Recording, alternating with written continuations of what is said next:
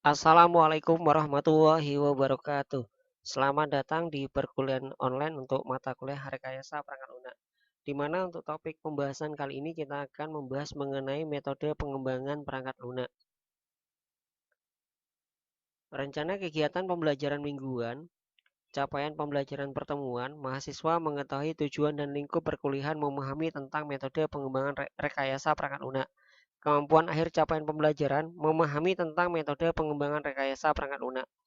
Materi pembelajaran yang pertama metode konvensional, dua metode berorientasi data, tiga metode berorientasi fungsi, keempat metode berorientasi objek. Kriteria penilaian, pemahaman mengenai metode pengembangan perangkat lunak. Metode pengembangan perangkat lunak, pendekatan sudut pandang atau kumpulan aturan yang harus diikuti untuk menyelesaikan tahap-tahap aktivitas pengembangan perangkat lunak. Beberapa metode pengembangan perangkat lunak, yang pertama secara konvensional atau tradisional, di mana pada tahun 1955, yang kedua berorientasi data pada tahun 1975, yang ketiga berorientasi aliran data atau proses pada tahun 1976, yang keempat berorientasi objek pada tahun 1980-an. Metode konvensional yang pertama, sudut pandang pengembangan adalah alur atau prosedur kerja pada sistem fisik organisasi. Prinsip pengembangan, dokumen apa yang menjadi media data atau informasi. Bagaimana dokumen tersebut terbentuk dan mengalir dari satu bagian organisasi ke bagian organisasi yang lain.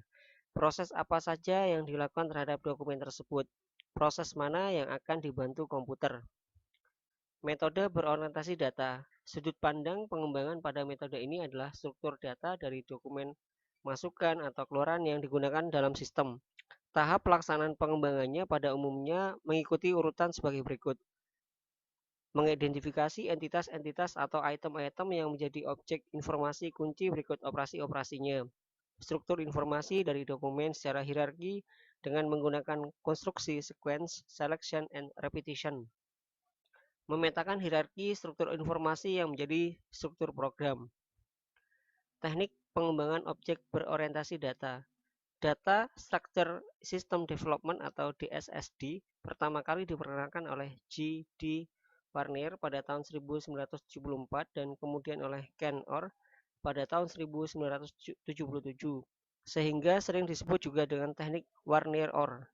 Teknik ini menggunakan perangkat entity diagram, assembly line diagram, and Warner-Orr diagram untuk memodelkan hasil analisis dan perancangannya. Jackson System Development atau JSD, pengembangan oleh M.A. Jackson pada tahun 1975 dengan menggunakan perangkat pemodelan yang disebut structure diagram dan system specification diagram. Metode berorientasi fungsi, perangkat lunak dianggap sebagai kumpulan fungsi atau proses transformasi data. Yang pertama, data masukan, proses transformasi, data keluaran atau hasil transformasi, keadaan awal dan akhir, perubahan dari keadaan awal ke akhir, aksi untuk mengubah keadaan. Metode berorientasi objek, dekomposisi persoalan menjadi objek-objek yang berkorespondensi dengan dunia nyata. Persoalan misalkan perkuliahan, di mana objeknya ada dosen, mahasiswa, kuliah, dan nilai. Metode berorientasi objek memandang software yang akan dikembangkan sebagai suatu kumpulan objek yang berkorespondensi dengan objek-objek dunia nyata. Pada metode ini, informasi dan proses yang dipunyai oleh suatu objek dienkapsulasi atau dibungkus dalam satu kesatuan, menunjukkan cara pandang metode berorientasi objek dibandingkan dengan metode berorientasi fungsi. Sistem akademik adalah salah satu contoh di mana berorientasi objek dibandingkan dengan berorientasi fungsi. Dekomposisi berdasarkan objek atau konsep. Dosen, jadwal kuliah. Mahasiswa, kontrak kuliah adalah metodologi menggunakan berorientasi objek. Sedangkan dekomposisi berdasarkan fungsi atau proses, konteks, pengambilan kuliah, penjadwalan, penilaian adalah metodologi berorientasi fungsi. Teknik pengembangan software berorientasi objek. Object Oriented Analysis atau OOA dan Object Oriented Design atau OOD dari Peter Koch and Edward Yourdon pada tahun 1990. Object Modeling Technique atau OMT dari James Rombaugh, Michael Blaha, William Merland, Frederick Eddy, dan William Laurelson pada tahun 1991. Object Oriented Software Engineering atau OOC dari Ivar Jacobson pada tahun 1992. Metode Bots dari Grady Bots pada tahun 1994. Syntropy dari Steve Cook dan John Daniels pada 1994. Alat bantu, perangkat bantu atau kakas otomatis dan semi otomatis yang akan digunakan untuk proses mendukung dan metode. Bentuk-bentuk alat bantu pengembangan. Yang pertama, diagram-diagram untuk memodelkan hasil setiap tahap pengembangan. Perangkat lunak untuk membantu pelaksanaan analisis, perancangan, pembuatan program, atau pengelolaan proyek. Bahasa pemrograman untuk penulisan program. Alat bantu pemodelan persoalan bisnis. Yang pertama, workflow diagram, event model, value chain diagram, edge method, business modeling, di mana terdapat business use case diagram, business object model, business activity diagram. Workflow diagram, customer melakukan pemesanan di mana akan melibatkan bagian penjualan. Bagian penjualan akan melakukan pencatatan kas atau piutang di mana akan berhubungan dengan bagian keuangan. Bagian penjualan akan melakukan pemeriksaan. Bagian penjualan akan melakukan pemeriksaan stok di mana akan terkait dengan bagian gudang. Bagian gudang akan melakukan pengepakan di mana akan dilanjutkan dengan bagian ekspedisi untuk pengiriman barang kepada pihak customer. Event model, prinsip pelaksanaan analisis seperti workflow akan tetapi fokus ke kejadian event, bukan kronologis pekerjaan. Contohnya, mulai pemesanan, pemeriksaan stok akan langsung bisa selesai ketika stoknya tidak ada. Pemeriksaan stok dilanjutkan dengan pengepakan barang. Dari pemesanan juga bisa langsung ke pemeriksaan hutang dan langsung ke pengepakan barang. Dari pengepakan barang dilanjutkan ke pengiriman barang, terus langsung selesai. Each method terdiri dari input, output, functionality, business rule, dan data.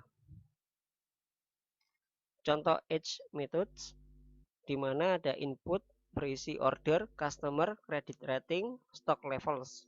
Functionality ada check credit rating, check stock availability, reserve stock, back order stock, prepare packing slip, advise account of order value, confirm to customer.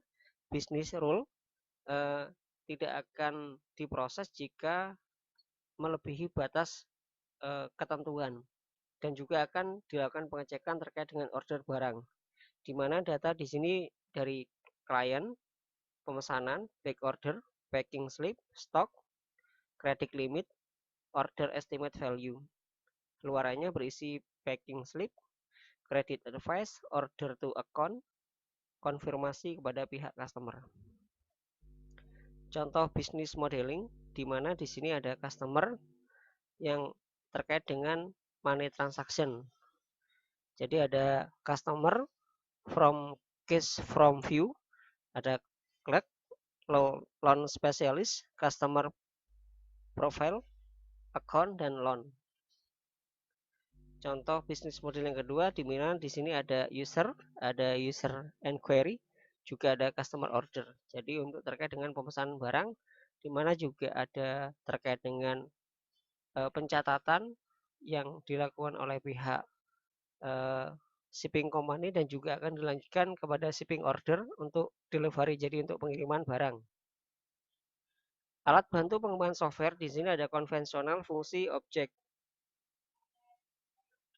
Dipisahkan ada tahap pengembangan alat bantu, analisis, perancangan, implementasi, di mana model konvensional menggunakan flow map, sistem flowchart, program flowchart. Implementasinya menggunakan bahasa pemrograman. Untuk metode fungsi, tahap pengembangannya, analisisnya, alat bantunya adalah DFD, DD, PSpec, ERD. Perancangan, ada structure chart, pseudocode. Implementasi, bahasa pemrograman prosedural. Pada metode objek, tahap pengembangannya, analisis dan perancangan, menggunakan alat bantu UML, Unified Modeling Language. Untuk implementasi atau pemrograman, menggunakan bahasa pemrograman objek. Berikut adalah referensi yang digunakan untuk pertemuan kali ini dari Ananda dan Silviani. Sekian, terima kasih. Wassalamualaikum warahmatullahi wabarakatuh.